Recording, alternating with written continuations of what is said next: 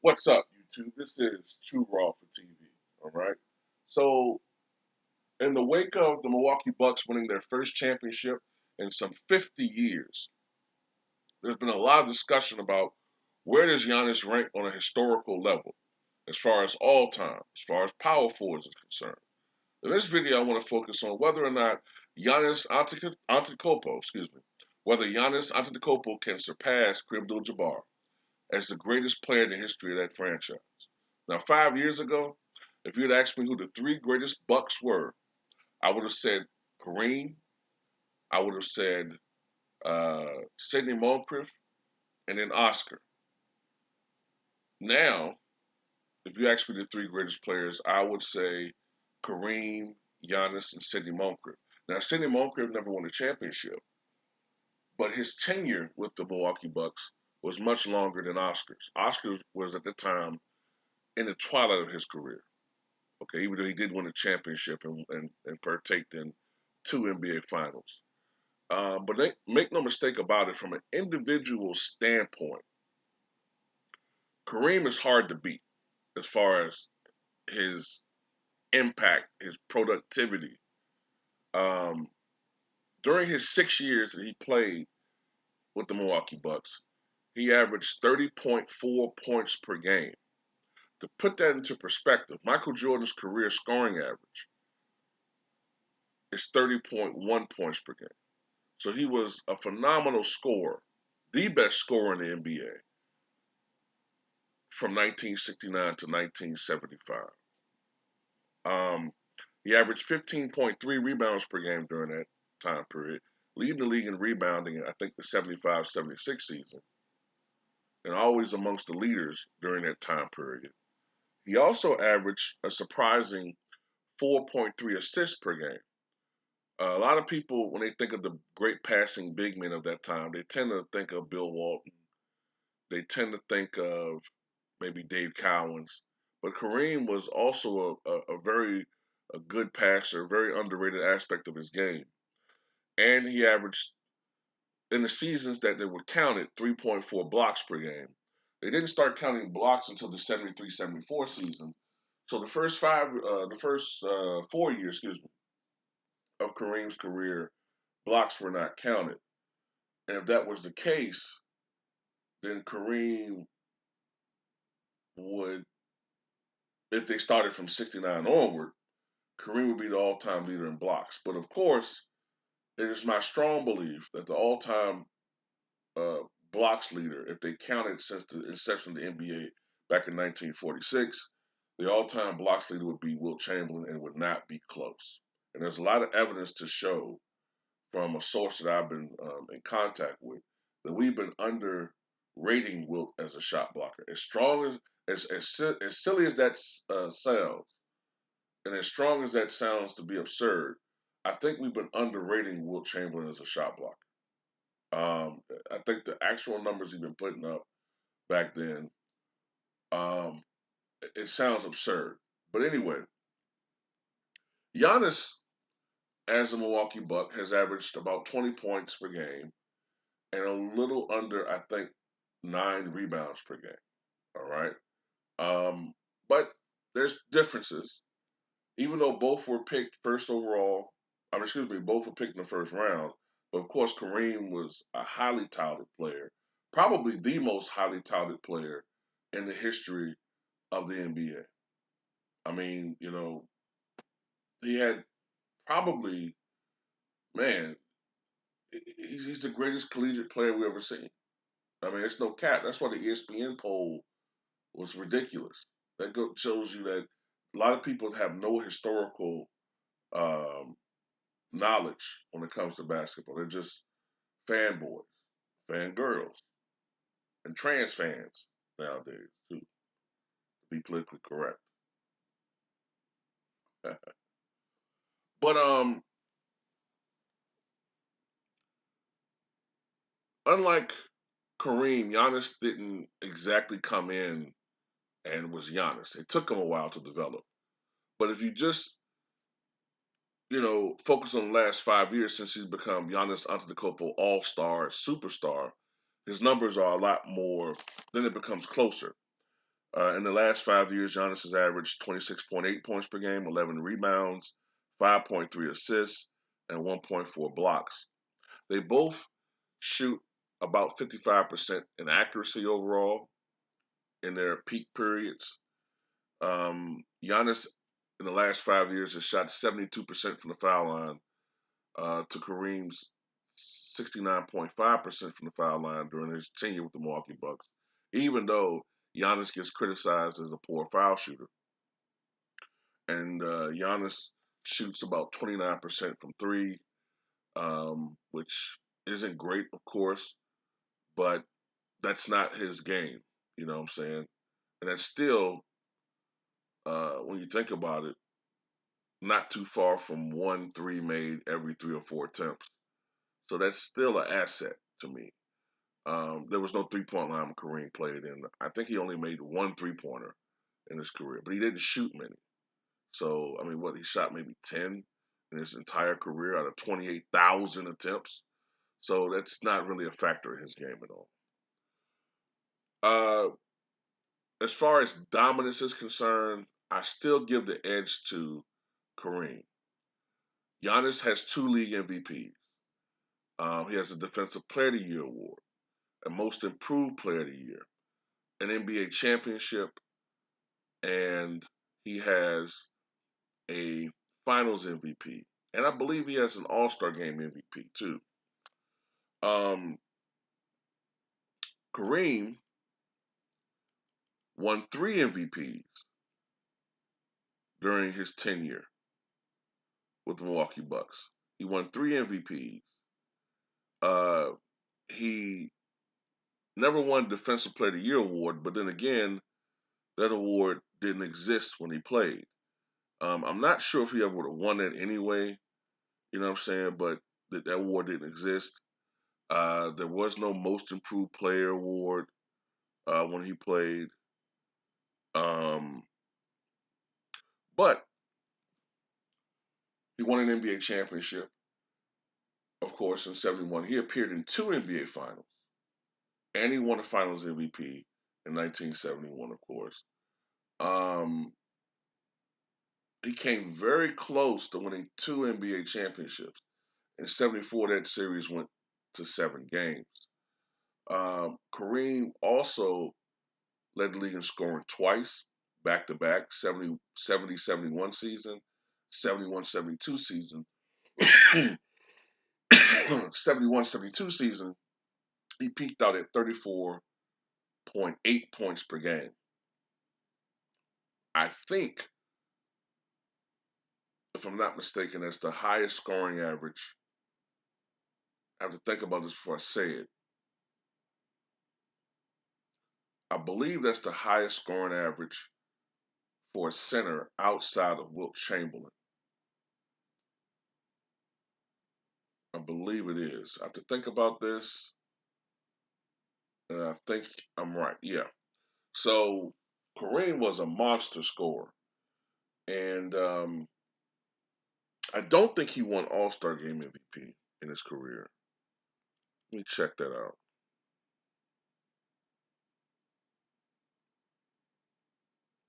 I don't think Kareem ever won All Star Game MVP, but those things were never very important to him anyway. Those things weren't really important to him. Those All Star games and MVPs. I think he really kind of didn't enjoy them, to be honest with you, because you know Kareem was such a curmudgeon. You know what I'm saying? So one of the advantages that Giannis is going to have, though, is Giannis is going to play much more of his career in Milwaukee than Kareem did. So he has a lot more time to expand upon his legacy in Milwaukee. Milwaukee. And this is another difference too. Kareem never wanted to play there. Kareem never wanted to play in Milwaukee. He was from New York. He hated the city of Milwaukee. He left the city of Milwaukee in 1975 in under very bad terms. And it wasn't until the last 10 years or so that Kareem has started to embrace his Milwaukee heritage as far as what he accomplished there. You know what I'm saying? It's only been the last several years that you started seeing Milwaukee come back. And of course, this year you saw Kareem now, who's rather elderly now, and Oscar attend the games and root for the Bucks. He never embraced Milwaukee. Giannis, on the other hand, has firmly embraced the city of Milwaukee, and I mean, he truly embraced it to the point where sometimes he gets chided for being too much of a uh, a Robin Hood for Milwaukee. I guess I don't know if that's the right term, but it was very well noted that Giannis is an accessible superstar to the people in Milwaukee. He was riding around, letting people touch the MVP trophy. But see, Giannis is from overseas, where their culture is a little bit different. Their their culture is a lot more hands-on. Their culture is a lot more friendly. Over there, if you ever visited overseas in certain countries, it will be a culture shock to Americans because they tend to talk to you close up. They tend to be very friendly and you know interaction and interact with people. So that's the difference right there. Um, let's compare something else too. Giannis didn't have quite the same help that Kareem did. Now, Kareem played with two Hall of Fame players, Oscar Robertson, and I believe soon to be inducted into the Hall of Fame, Bob Dandridge. Chris Middleton has a shot to be a Hall of Famer just based off of the fact that he's going to play a long time, most likely with Milwaukee, and he's going to put up some numbers. But if he does get in the Hall, he's going to be a lower tier Hall of Famer, just because of his resume. I don't think Drew Holiday is getting into the Hall of Fame. Now, to be fair, this was a different NBA back then because you got to remember they played against teams that routinely had two or three Hall of Famers. Boston, when they lost to Boston in '74, Boston had guys like JoJo White, Dave Cowens, and you know who else is on that roster? Was Paul Silas on that roster then? But the point is, they had Hall of Fame caliber players, or was playing against Hall of Famers. You know, so it was a different NBA where teams routinely had two or three All Stars, sometimes even as many as 4 or 5 Hall of Famers. So you needed that type of Hall of Fame talent. Remember back then the NBA wasn't as diluted. You only had 17, 18 teams. So routinely you were going up against great players night in and night out. Now, to just compare the players, Kareem, had obviously a more polished offensive game. Giannis is more he's more of attacking the basket driver type player. I was having a discussion with a friend of mine about who would you compare his game to, and it'd be like, a little Julius Erving, a lot of Connie Hawkins. Those guys were never known for being premier jump shooters, and sometimes they were criticized for having incomplete games, but that never got in the way of them being great. It never did. Um, Kareem had the most unstoppable shot in the history of the NBA. But Kareem had a jump shot. He had a serviceable jump shot, but he knew what his strengths were. Kareem was not a power player. All right. Kareem was 7'2". With Milwaukee, he was a lot smaller, 225, 220. Later on with the Lakers, as he got older, he got a little bit bigger to deal with the rigors of the NBA. When you're going up against guys like Artis Gilmore and Moses Malone, and these centers were getting bigger and stronger at the time. You had a young Olajuwon, a young Pat Ewing, Daryl Dawkins. When you go up against these strong guys, you had to get bigger. So later on, Kareem was about 250. I think the biggest he ever got was 267. One particular year, he got about 265, 267. Of course, now you look at Kareem, he's probably about shit. From looking at Kareem now, he's about 215. So he's lost a lot of weight from his playing days, but he always had even distribution as far as his weight anyway. He practiced yoga for his flexibility, but his game was more finesse, mixed with a little bit of power at times, but more finesse. Giannis doesn't. To me, he's not finesse. He's athletic. His game is not beautiful to watch at times, but he gets the job done. Giannis is a strong rebounder, as was Kareem when he played with Milwaukee. Giannis has impressive assist numbers, but that's because sometimes they run the offense through Giannis Antetokounmpo, and oftentimes he's the point man for the offense, having the ball in his hands a lot more than Kareem did. Um, Kareem was a much stronger shot blocker than Giannis. That can't be refuted or compared, in my opinion. Giannis is a more athletic player, and therefore, because he's so much more athletic than Kareem, who I'm not saying wasn't athletic either, that makes him just by nature a better defensive player. Not to say that Kareem wasn't good either, but Giannis is the better defensive player. Um,